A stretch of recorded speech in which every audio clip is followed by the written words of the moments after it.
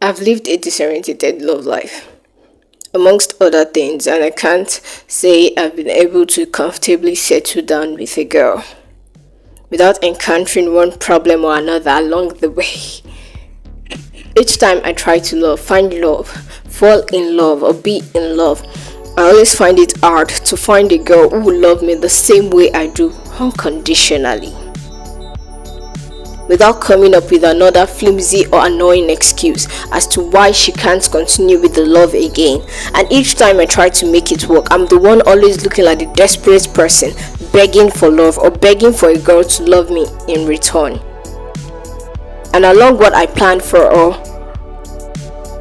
expected to happen, I've been made to become a love addict, one who isn't able to live without the need of a girl constantly saying, "I love you," to me.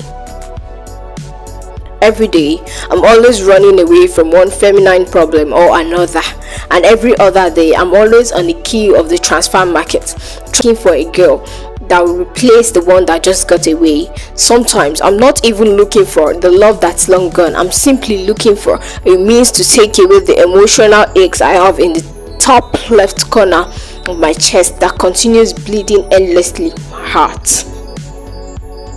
And the hope that the quest and thirst to do something I wouldn't like doing on a given day would help me forget about the past for a temporal while and make me feel loved or loved again. But no, it annoyingly doesn't work that way for me, and the pains plus aches just wouldn't go away no matter how hard I try. One day, it feels like I found the one and I'm on top of the world living my best love life. Another day, I'm angry at myself as to why I'm falling into the same ditch from the upteen's time. So many emotional heartaches, no immediate answer or solution. Sometimes I wonder why things have to go bad before they can ever turn good or get better. And some other times I just want to sink into my own thoughts and wallow away in my endless pain. Yes, I don't want to talk about it just yet. I want to take a pill and slip into the ocean so I can forget about my worries or just sleep in forever peace.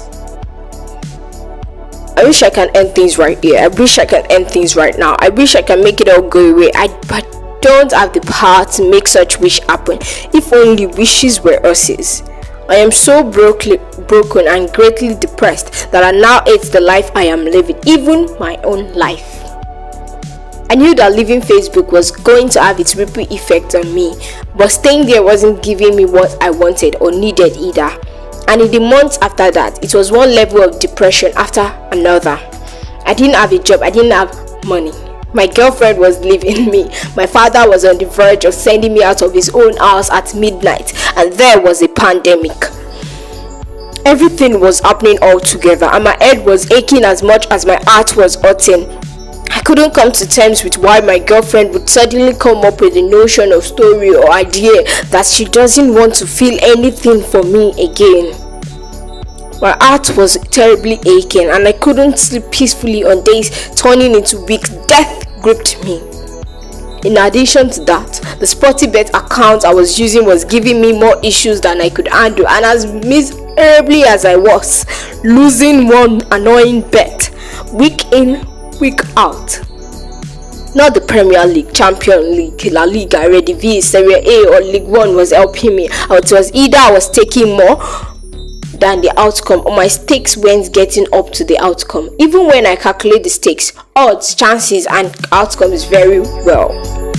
But far from that, how could I reveal to my parent that the one I'd been falling in love with for more than a year, even introducing to my family, was no more interested in me?